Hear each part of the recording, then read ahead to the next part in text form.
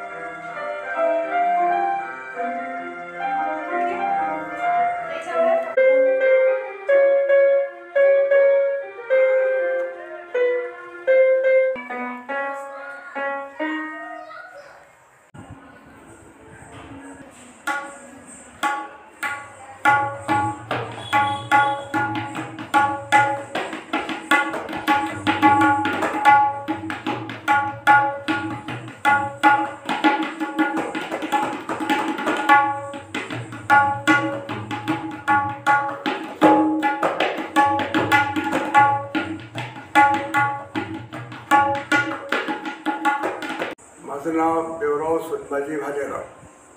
किती वर्ष झाले इथे शिकवत आहात? मी 2007 पासून शिकवतो. अच्छा, काय काय शिकवता? मी बासरी, गायन, हार्मोनियम ही संस्था स्थापना करण्यामध्ये माझ्या प्रयत्नाने ही आणि उषाबाई मोर यांच्या प्रयत्नातून ही संस्था उभी राहिली आणि 2007 पासून ही संस्था अविरत म्हणजे संगीताची ज्ञानदान देण्याचं कार्य करत आहे.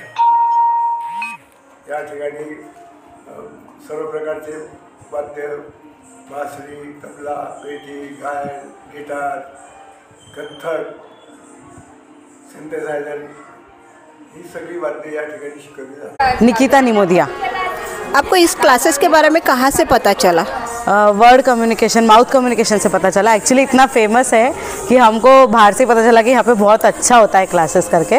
आपका बच्चा यहाँ क्या केसीओ सीख रहा है, पियानो.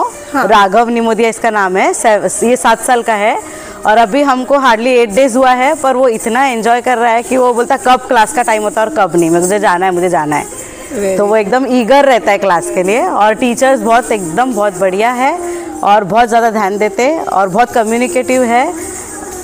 और उषा आंटी का तो बहुत ही ज़ोरदार काम है. मैनेजमेंट उनका सब चीज़ एक नंबर है, एक नंबर. बच्चों को कैसे हैंडल करना एक नंबर है.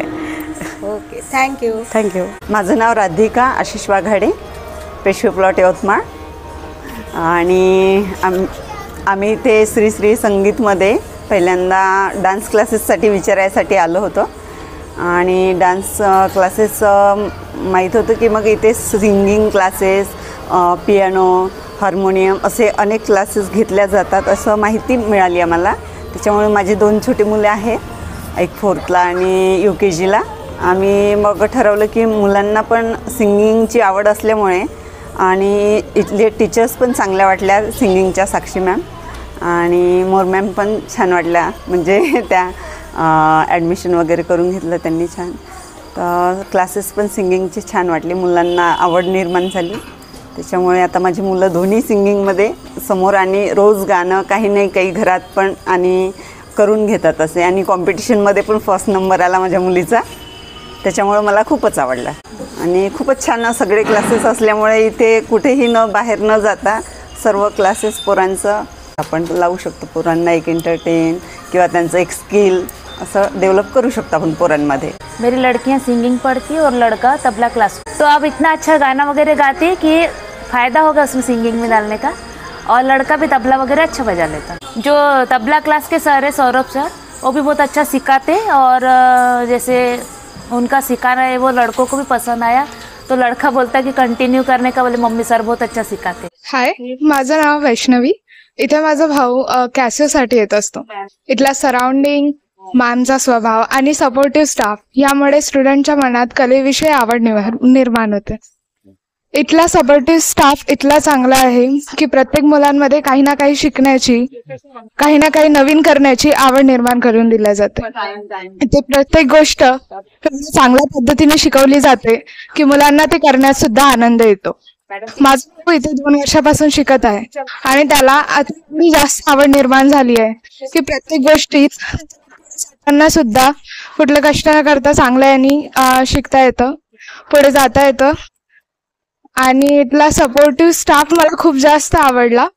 प्रत्येक गोष्ट व्यवस्थित पद्धतीने शिकवल्या जाते आणि खरंच खूप जास्त हेल्पफुल आहे। पुन्हा अभ्यासासोबत कला किती महत्त्वाच्या असतात यासाठी पण इथे खूप जास्त मेहनत घेतली जाते। उषा मॅम, त्यांचं डिसिप्लिन आणि इथला सराउंडिंग मुलांना खूप जास्त प्रेरित करते की आपण काही ना काही नवीन शिकलं पाहिजे, कुठे ना कुठे अभ्यासासोबत कलेकडे पण लक्ष दिलं पाहिजे। थँक्यू। नमस्कार, मी सौ पूनम सुनील हर्षे गेल्या 10 वर्षापासून कथ्थक क्लासेस घेत आहे आणि श्री श्री नृत्य विद्यालयामध्ये माझ्या गेल्या 10 वर्षापासून मुली एक्झाम देत आहे कथ्थकच्या आणि इथनं विशेष योग्यताच्या माझ्या 40 मुली पास होऊन गेलेल्या आहे आणि यावर्षी मी इथेच श्री श्री नृत्य विद्यालयामध्ये कथ्थक क्लासेस सुरू केलेले आहे। तर 15 ॲडमिशन आमच्या इथे कथ्थक क्लासेसमध्ये आहे। आम्ही 8 ते 10 वर्षापासून मुली घेणं सुरू करतो, तर त्या मॅरिड वुमेनसुद्धा काही इथे कथ्थक क्लासेसला येत आहे आणि अतिशय सुंदर हा अनुभव श्री श्री नृत्य विद्यालयामध्ये आम्हाला आलेला आहे। इथे तबला, हार्मोनियम हे सगळेच क्लासेसच्या सोबत एक कथ्थक हा एक नवीन उपक्रम उषा मोर मॅडम यांनी सुरू केलेला आहे। पण त्याबद्दल मी त्यांची खूप आभारी आहे की त्यांनी हा एक चान्स मला इथे दिला की मी इथे कथ्थक क्लासेस सुरू करेल आणि अतिशय सुंदर असं इथे वातावरण क्रिएट झालेलं आहे कलेबद्दल आणि मुली अतिशय उत्साहाने 6 वाजता येतात क्लासेसला आणि 7:15 वाजेपर्यंत आमचा कथ्थक क्लासेस चालतो आणि तो एक रियाज असतो। तबला, हार्मोनियम या सगळ्या लयवर आमचा रियाज सुरू असतो आणि फर्स्ट एक्झामला मी इथे 15 मुली बसवलेल्या आहेत आणि त्या सतत रियाज सुरू आहे आणि त्यांची एक्झाम एप्रिल महिन्यात होणार आहे आणि त्या आधीच पुष्कळ साऱ्या मुली इथून श्री श्री नृत्य विद्यालयामधून पासआउट होऊन भरपूरशा गेलेल्या आहे, ज्या विशारदपर्यंत पोहोचलेल्या आहे व त्या स्वतःही क्लासेस त्यांनी ओपन केलेले आहे।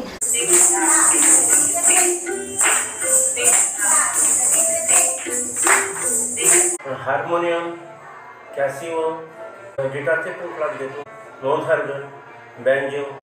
नमस्कार, आम्हाला उमगलेल्या महिला या यूट्यूब चॅनलवर आपलं सहर्ष स्वागत आहे। आज आपण ज्यांची मुलाखत घेणार आहे ते आहेत उषाताई मोर। ओळख करून द्यायची म्हटलं तर श्री श्री संगीत अकॅडमी एवं नृत्य कला मंदिर असं म्हणावं लागेल। संगीत, नृत्य विषयाचा पसारा खूप आहे, तरी सुद्धा आमच्या यवतमाळ शहरात गेल्या 2007 पासून त्या अविरत सेवा देत आहेत। त्यांच्या अकॅडमीमध्ये नामांकित अशी कलाकार इथे भेट देऊन गेल्यात आणि त्यांची इथे सेवा देऊन गेल्यात। कोण आहेत त्या? तर त्या आहेत प्रभाकरजी कारेकर, कस्तुरी पायघोडे, कविता द्विवेदी, रीमा शिवा, नेहा बॅनर्जी, नीलाक्षी खांडकर अशी मोठी मोठी लोक इथे येऊन गेली आहेत। या विद्यालयात बासरी, हार्मोनियम, तबला, कीबोर्ड, गिटार, शास्त्रीय संगीत, सुगम संगीत, शास्त्रीय नृत्य, कथ्थक नृत्य, बॉलिवूड नृत्य आणि वेस्टर्न नृत्य सुद्धा शिकवले जातात। अशी अविरत सेवा देणाऱ्या उषाताईंशी आज आपण संवाद साधणार आहोत आणि संवादातून त्यांना या सगळा जो प्रवास आहे संगीत विद्यालयाचा आणि इथल्या वातावरणाचा, इथल्या त्यांच्या स्टुडंटचा, हा सगळा जाणून घेणार आहोत। नमस्कार, खूप खूप स्वागत आहे तुमचं। थँक्यू, धन्यवाद। काय सांगाल, संगीत अकॅडमी यवतमाळ शहरात इतक्या वर्षापासून अविरत चालवत आहात तुम्ही, वेगवेगळी सेवा देतात संगीताकरता। 2007 मध्ये मला प्रेरणा झाली ही अकॅडमी सुरू करायची, कारण 2004 पर्यंत माझे सासरे होते, सासू होत्या आणि दोघांचं मला त्यांची जी केअर आहे ती घ्यावी लागत होती। घरी मीच असल्यामुळे त्यामुळे मला वेळ मिळत नव्हता स्वतःचं काही करायला. पण नेहमी मनात असं एक होतं की स्वतःचं मी काहीतरी करायला हवं. आणि ते सुद्धा म्हणजे लहान मुलांकरता, लाईक प्ले ग्रुप स्कूल किंवा समथिंग असं माझ्या डोक्यात खूप होतं. मग असं जे माझे अगदी जवळचे होते, ताई माझे सर वगैरे काही, जे मला नेहमी गाण्याची खूप आवड होती, तर त्यांनी मला सजेशन दिलं की तू गाण्यातून काहीतरी सुरू कर. तर मला वाटलं खरोखरी, कारण माझे जे सासरे होते ते संगीताचे उपासक होते अगदी. त्यांनी घरातून, आमच्या घरातून प्रत्येकाला, माझ्या भासऱ्यांना, सगळ्या 4 भासऱ्यांना, यांना आणि त्या 5 भावंडांच्या मुलांना सुद्धा त्यांनी संगीत शिकवायचा प्रयत्न केला. संगीत शिक्षक घरी येत होते. आता त्यातून काय झालं की माझे मिस्टर सगळ्यात लहान आणि माझा सगळ्यात लहान मुलगा, तर त्यांनी त्यांची परंपरा ती संगीत शिकवायची कायम ठेवली. टीचर लावायचे, कोणी 2 वर्ष शिकायचं, कोणी 3 वर्ष शिकायचं, मग कोणी बाहेर शिकायला चाललं जायचं. असं करता करता मग शेवटी माझ्या मुलाकरताही त्यांनी सर लावले. आता तो खूप मिस्चिवस होता. तर सर जेव्हा शिकवायचे त्याला, तर तो सरांना कधी म्हणायचा की आता तर तुम्ही सा असा म्हणता आणि आता सा तुम्ही असा म्हणता. त्याला हे नाही कळायचं की खालचा सा आणि वरचा सा याच्यामध्ये फरक असतो म्हणून. मग सर एक दिवस खूप नाराज झाले आणि सरांनी म्हटलं मैं इसको नहीं पढ़ाऊंगा. आता माझ्या सासऱ्यांना प्रश्न पडला, कारण त्यांना तर शिकवायचंच होतं प्रत्येकाला संगीत. त्यांनी म्हटलं की इसकी मम्मी को बैठाओ इसके पास. झालं, मला तर खूपच चांगलं झालं, कारण मला संगीताची मुळातच आवड होती. मी त्याच्या सोबत चुप नाही बसायची, मी पण म्हणायची सगळं काही. मग सर म्हणायचे की भाभीजी इसका एग्जाम का फॉर्म भर रहा, आपका भी भर देता. सर भर दो. मला ना परीक्षा द्यायची खूप आवड होती, कोणत्याही परीक्षा द्यायच्या नेहमी देतच राहायच्या. हिंदीची परीक्षा, ते याची परीक्षा, योगाच्या परीक्षा, मी सगळ्या परीक्षा दिलेल्या. असं करता करता त्याच्यासोबत माझ्या 3 परीक्षा झाल्या. मग त्याला आम्ही बाहेर शिकायला पाठवलं, रेसिडेन्शियल शाळेला गेला तो. सह्याद्री स्कूल म्हणून आहे पुण्याला, तो शिकायला तिकडे गेला. पण माझे सासरे खूप छान होते आणि ब्रॉड माइंडेड होते. विचारलं असेल की बा मी कितपत चांगली आहे गाण्यात वगैरे, आणि सरांनी नक्कीच सांगितलं असेल की त्या खूप चांगल्या आहे भाभीजी, त्यांचा आवाज खूप छान आहे. आणि त्यांनी माझ्याकरताच ते सर कंटिन्यू ठेवले आहे. म्हणजे माझ्याकरता आणि मारवाडी फॅमिलीमध्ये आणि एका हाऊसवाईफला इतकं सगळं मिळणं म्हणजे अगदी खरंच खूप खूप होतं माझ्यासाठी ते. आणि 2 वाजता सर यायचे, तर माझे सासरे जेवण करून 2 वाजता आराम करून तयार राहायचे. ते त्यांच्या रूममध्येच असायचे, पण त्यांचा बेत असायचा की मला ते गाणं ऐकायला मिळालं पाहिजे. असं करता करता माझ्या 5 परीक्षा झाल्या. माझे सासरे वारले आणि सरांनी मला म्हटलं की तुम्हाला शिकवायसाठी आता मॅडम मला स्वतःला अभ्यास करून, म्हणजे मला शिकावं लागेल. विशारद आणि उपांत्य विशारद या 2 परीक्षा ज्या असतात वरच्या, त्या खूप कठीण असतात. मी नाही शिकवू शकत तुम्हाला. ठीक आहे सर. मग त्यावेळेस सासरी गेले आणि घराचंही काम सुरू झालं. तिथे माझं बंद पडलं, सगळं ठप्प झालं, सगळं ब्रेक झाला. तरी मनात होतं की काहीतरी करायचं कुठेतरी. जिथे ज्यांना विचारायची ते सगळे म्हणायचे की तुम्हाला आमच्या क्लासमध्ये यावं लागेल, आम्ही होम ट्युशन्स नाही करत. आणि माझं प्रॉब्लेम घर सोडून जाणं, मी एकटीच घरात असल्यामुळे ते शक्य नव्हतं. असं करता करता एक दिवस मग गणेश वाटकर सरांनी म्हटलं की ठीक आहे मी येतो तिथे भाभीचे शिकवायला तुम्हाला. मग ते म्हणे मी शनिवार रविवारच फक्त येऊ शकेल. सर शाळेत होते, आता सर नाही आहे, पण खूप छान होते ते. त्यांनी प्रयत्न केला मॅडम, पण त्यांना वेळच मिळायचा नाही. दर शनिवार रविवारी शाळेतला काहीतरी कार्यक्रम यायचा आणि ते बिझी होऊन जायचे आणि त्यांना मला कॉल यायचा, सॉरी भाभीजी मी येऊ शकत नाही. सगळं ते हार्मोनियम सतरंजी लावून हार्मोनियम ठेवून मी इतकी आतुरतेने सरांची वाट पाहायची आणि मग ते सगळं उचलून ठेवायची. मग असं करता करता एक दिवस असं झालं, सरांनाही वाटलं की नाही भाभीजीला खूप कळकळ आहे शिकायची. तर ते आले माझ्या घरी आपल्या मिसेसला घेऊन. आणि भाभीजी ही सुद्धा BA विशारद आहे, तुम्हाला ही चालेल का? अरे बापरे, म्हणजे चालेल, मला तर दौडेल म्हटलं, माझ्या मनात म्हटलं. कारण माझी जी गॅप झाली होती 4-5 वर्षाची, तर त्याच्यात मला असं वाटायचं की आता माझे स्वर लागणार की नाही लागणार. सर म्हणतील मॅडम उपांत्य विशारदला आहे आणि मॅडमचे स्वर सुद्धा लागत नाही, असं मला नेहमी संकोच यायचा. मग ती छान दुपारी यायची. आता त्या आणे कॉलेजला आहेत मॅडम.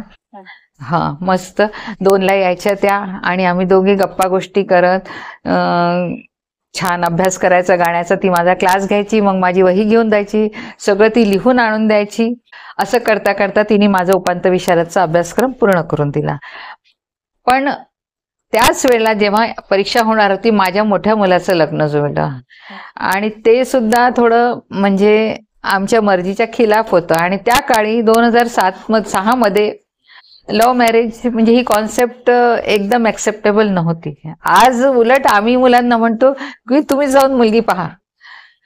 त्यावेळेला ते खूप कठीण होतं. समहाऊ म्हणजे आम्हाला त्याला संमती द्यावाच लागली, कारण मुलं नाहीच ऐकत हे सगळ्यांनाच माहीत आहे. ते करतातच शेवटी. आणि माझी परीक्षा देण्यात नाही आली त्यावेळेला. तर त्यानंतर मग इथे माझं विद्यालय झालं 2007 मध्ये. आणि माझ्या विद्यालयात देवराव भालेराव सर म्हणून नियुक्त झाले. ते फ्लूटमध्ये अलंकार आहेत, भारतातून प्रथम आहे. पण त्याच्यासोबत ते गायनातही विशारद आहे आणि त्यांना तबला वादन सुद्धा येतं. मग सरांना म्हटलं, सर माझं सगळं तयार आहे. कारण त्यावेळेला विद्यार्थी नव्हते. सर रोज यायचे, फ्लूटचे विद्यार्थी रोज म्हणायचे आम्ही येतो आणि यायचे नाही. मग मला खूप कसं तरी वाटायचं की सर बिचारे रोज येतात आणि विद्यार्थी येत नाही. तर मी एक दिवस म्हटलं, सर हे सगळं माझं तयार आहे, तुम्हीच मला करून द्या माझी रिव्हिजन. आणि सरांनी हसी खुशी आणि छान अगदी इंटरेस्टनी इतकं चांगलं करून दिलं. फर्स्ट डिव्हिजनमध्ये मी विशारद प्रथम गायन पास झाले. सरांना गायनामध्ये सर विशारद होते, फ्लूटमध्ये अलंकार होते आणि तबलाही सरांना येतो, ऑलराऊंडर आहे. पण त्यांचं अभ्यासक्रम सेम असतो. फ्लूटचा घ्या तुम्ही किंवा गायनाचा घ्या किंवा तबल्याचा घ्या किंवा हार्मोनियमचा घ्या.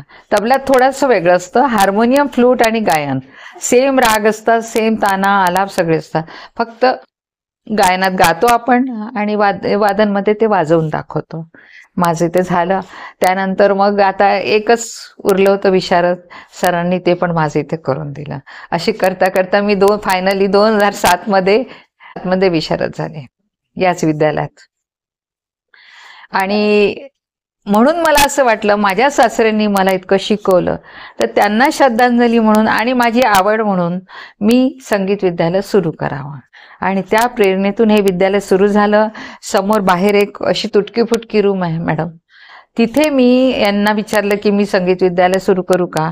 तर हे म्हणाले की तू आजपर्यंत कोणतंच काम पूर्ण केलेलं नाही आहे, कर म्हणे, किती दिवस तू करते. तर मला ते शब्द खूप लागून गेले आणि ते माझ्यासाठी प्रेरणा म्हणा की काय म्हणा, एक चॅलेंज म्हणून ते माझ्यासाठी झालं मॅडम, की आता मी तुम्हाला काहीतरी करून दाखवेल. पण असं जोपर्यंत जीवनात असं काही होत नाही ना मॅडम, आम्ही पण तेवढे स्ट्रॉंग होत नाही.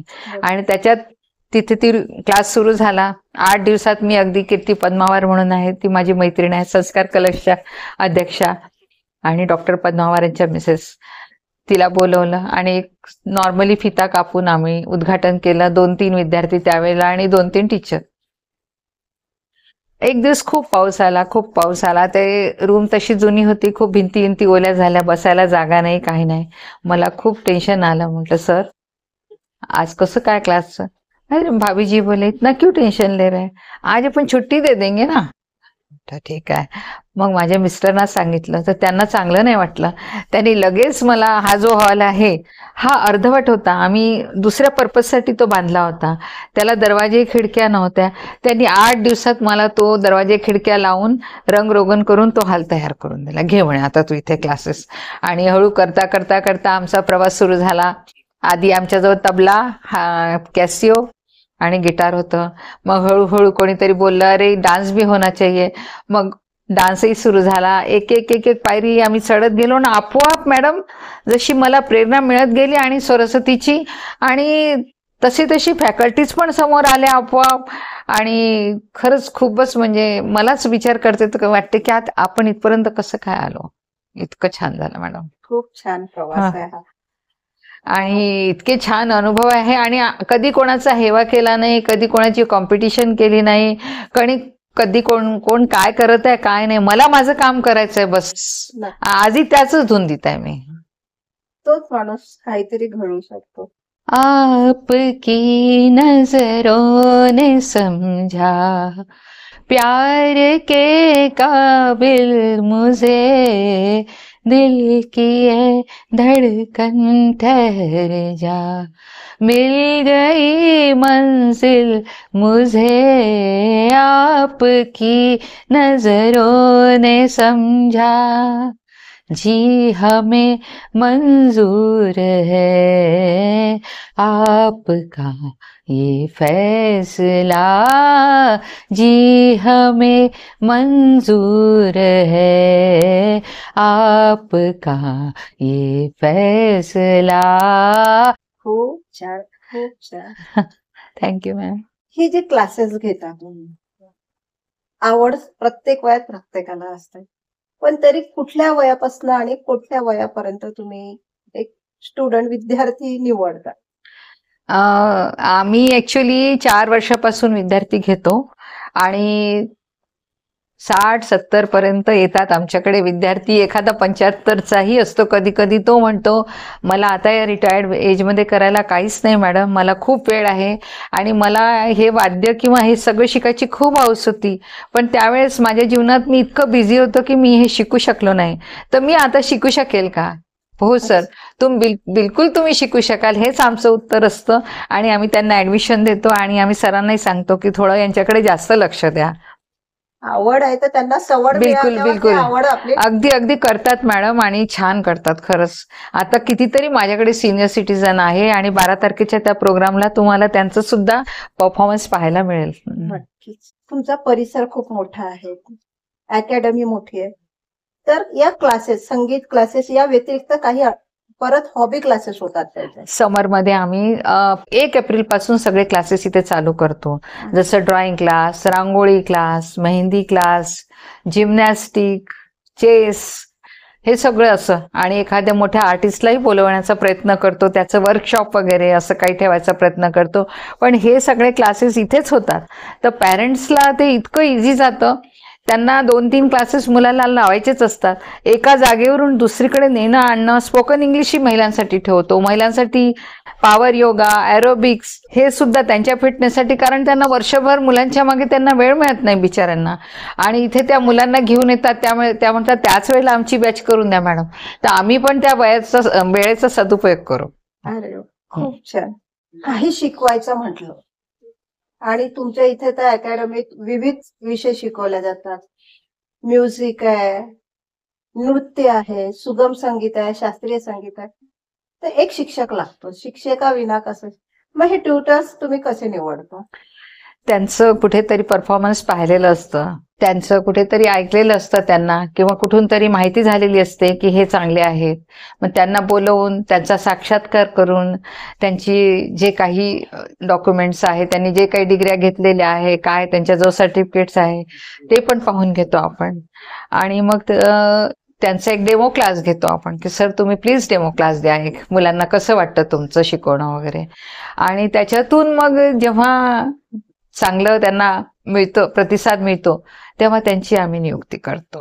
हे विद्यालय आहे, संगीत विद्यालय, तर हे कुठे, म्हणजे युनिव्हर्सिटी किंवा कुठल्या अशा याला अटॅच कुठे आहे? मग आमचं विद्यालय अखिल भारतीय गांधर्व मंडळ मुंबई या युनिव्हर्सिटीला अटॅच आहे. संलग्नता आम्हाला प्राप्त आहे याची. आणि आम्ही सगळे कोर्सेस जे आहेत त्यांच्या अंतर्गत आमचे सगळे कोर्सेस चालतात. आमचे विद्यार्थी परीक्षा देतात. आमच्या इथे बाकीही विद्यार्थी परीक्षा द्यायला येतात आणि आमचं हे सेंटर आहे. हे परीक्षा सेंटर, हा. संगीतचं परीक्षा सेंटर आहे. हा, हो हो.